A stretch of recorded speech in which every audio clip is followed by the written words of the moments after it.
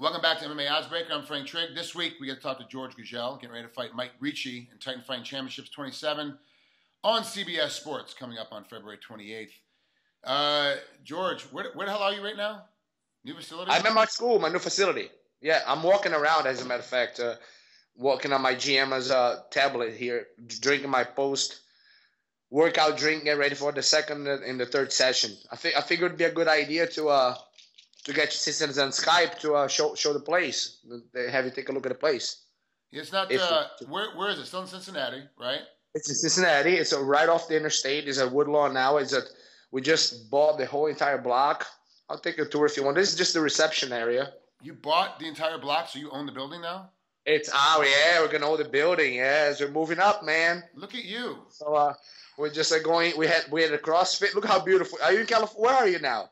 Right now I'm in LA, but I split time between LA and Vegas. Check outside out. Everybody in LA, look how beautiful highway is. That's outside. You always see is snow. That's not beautiful. Oh man, no. So yeah, this is the front area here. Area that we got, and then there's another reception area. We'd like to keep the parents because parents bother everybody, so we kind of keep the parents in lockdown. Keep the parents away from the kids so they can't yell at them. Pretty much, yeah. You know what it is? I really think the parents, a lot of the parents push them in a way that they like to talk a lot during the not in a very encouraging way. You know how parents are, like wrestling. How it is. You grew up wrestling. Yeah. You know, it pushes the kids away from excelling. And once I told parents, listen, unless you're gonna put on the gi yourself and see your kid's gonna see you getting choked out by a little tiny guy. Yeah. You're gonna sit in this room. So I put couches and a television, an entertainment center over there. You know, so the parents can be here. This is just literally like a reception area on top of the reception area, so the parents can actually be here and the kids are so much more productive that way. And then here, ready? You're gonna see this part. There you go. There's one of the mats. In the back there's the CrossFit area. We got like one of the biggest CrossFit areas here in Ohio. And this is the other room. I have this Muay Thai room here. Oh, perfect. So it's got one-stop shopping for anything you need as far as workouts and martial arts. Yeah, George, I got to ask you though. You're dealing with this. You got to fight against Mike Ricci, who's not an easy candidate, and you're on a 2-fight losing streak right now. Like how you find time to train? How you find time to get your stuff done while trying to build out this new gym and get all the proper paperwork done for it? I am a multitasker, Frank. You know that. You know, I've been doing this for a long time. You know, I have a great staff, honestly. You know, I have a great staff. You know, John Buckley is my gym here. I have about 4, 5 great black belts helping teach class for me. I have a great kids instructor. We have the best CrossFit instructors in the Midwest. Our CrossFit program is already competitive. I just hire good staff. You know, people really want to work here. They really they try hard. We are the #1 facility for mixed martial arts, for boxing, for CrossFit in the Midwest. So it's not difficult for me to pick and choose the instructors that I want. The black belts that teach here, all my jiu-jitsu guys, my grapplers are made by these 2 hands. You know, so I know what they're teaching, how they're doing, what they're doing. The guys are growing. It's not as easy, but it's not as difficult as it may seem to run the business and to get ready for a fight at the same time. The hardest part is to separate the coach, Jorge Gurgel, from the fighter. I come in here, I'm doing a workout, and if I see in the corner of my eye somebody doing a crappy armbar, I immediately stop and goes, no, man, you put your foot on the hip and you go, and my coaches go crazy. You know, George, you get ready for a fight. You know, that's the hardest part. How many classes a week do you teach when you're in training camp? None. And how many classes a week do you teach when you're not in training camp? I'm going to teach pretty much all the kids, which is 1 to 5 times a week, 2 adult BJJ class. I only teach the adults gi classes twice. I figured this out a long time ago, if you don't mind here, recovery drink. I only teach twice a week the adult BJJ class because I figured if I teach every day, if you're a commodity, people come out to see you. But if you teach every day, my students are starting to take me for granted. Be like, I don't need to go today. Professor will be there tomorrow. Right. No, Right. Professor will be there tomorrow. So I'm like, no. Tuesday is my main class. I'm like, Tuesday is my jiu-jitsu class. Okay. So you guys come here Tuesday. So Tuesday is usually the biggest class of the week. I don't teach any CrossFit. I'm not in any way. John Buckley, the one I introduced you earlier, my GM is the CrossFit master. He's a great instructor. Teaches Thai boxing as well. We are under the Bang Muay Thai system, so it's the best system I've ever seen. Is amazing. The students love it. Dwayne is coming here the day after my fight teacher seminar on March 3rd. Okay. Oh yeah, he's gonna be here for a couple of days teaching, and I've been friends with him for over 10 years, so it's gonna be a great. It was a great match, Dwayne Bang Muay Thai with Jorge Gurgel Jiu Jitsu. So we're growing. The CrossFit's growing. Everything is growing. I just the secret of being able to grow the business and being able to still compete at the highest level is the staff that I have. I have a great staff, and that's it.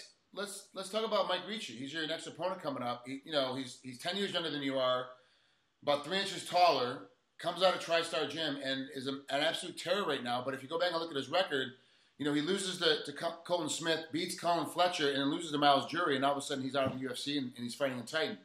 It's a situation where he's kind of got something to prove. You have something to prove. He's a kid. He's a kid that's very aggressive on his feet. He's very good at getting the KO. He's very good at making a battle, and you've been yelled at and complained at a lot lately for you're a great jiu-jitsu guy, but you want to do this. You want to do everything on your feet. But this is a guy that will, if you stand on feet with him, he's going to knock you out. So are you going to make that change to look, I got to get this down to the ground and use my jits game, or are you going to stay it on the feet and try to pick him apart again?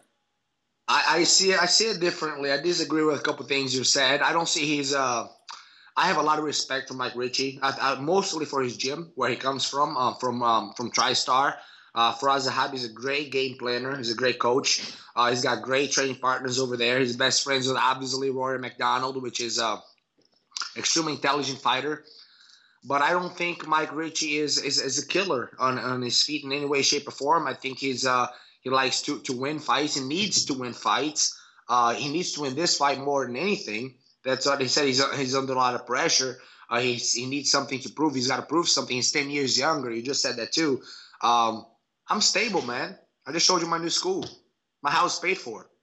I'm not trying to look past Mike Ricci to go back in the UFC. I have nothing to prove. The only person I have something to prove is the person in the mirror. The only reason I'm fighting is because I love to fight. Using the good old Rocky cliche, I have still stuff in the basement. I've been teaching my guys. My guys have been very successful in other circuits, in Bellator, in the UFC. They're winning fights. I have a loving family. I have a great pit bull, my son. Right, I have my school is packed with people. What do I have to prove? To who? To who? I'm gonna win. I'm gonna win this main event, and I'm gonna fight for a title. And all it's gonna do is add to my happiness. I'm happy already. I have zero to prove. Mike Ricci is in the complete different spectrum. He needs this to move back to the UFC. He needs to put me away. He needs to come and knock me out. The guy that bought the title fighting championship, which I never had the pleasure to meet, Jeff Aronson. I'm sorry, I don't know if I'm saying his name right. I know their intentions. Of course they put Mike Ricci and I as the main event, so it would be they use me as a platform, as a feather in his cap. So Mike Ricci can look really, really good, so he can go back to UFC where he thinks he belongs. He's the one with his back against the wall. He's the one that needs to build a life for himself and a reputation over a win over me. I don't have to do that. I'm happy with who I am, exactly what I've done in the sport, what I'm still doing in the sport, and I'm not fighting to prove anything to anyone. I never have. The only person I compare myself to is the person that I see in the mirror every morning, every night. I don't care to prove anything to the fans. The fans love me for the way I fight, for the style that I fight. The only thing that I'm changing, that I'll tell you this much, is that I never use my biggest asset. It's just not my ground game. It's my intelligence. I never use that during the fight, and I plan on using my intelligence this time. And if Mike Ricci really thinks that I'm a stepping stone for him to get to where he needs to be, it's a humongous mental mistake. It's a big mental mistake, because I really think he needs to win. So he's not going to come extremely over aggressively. And he's a point fighter. He's going to win rounds. And when you fight. If you ever see any fight card, if you see my name on the fight card, you know you're gonna see a fight, and I'm gonna make him fight. I'm not gonna. It's not gonna be a. You won the first round, you got the second round. Maybe let's take him down and hold the third round. No, man. You're gonna win or lose. Gonna leave there bloodied, battered, bruised, and I'm gonna make you fight me, and you better know you are.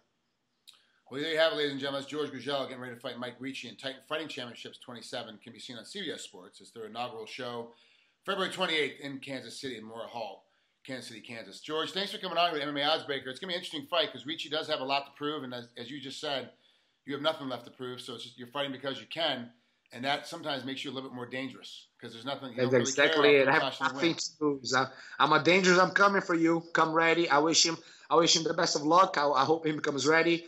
Healthy, prepared, best of luck, and I'll see you inside the cage, Richie. Take care, George. Talk to you later. You too. Thanks, Frank. Bye.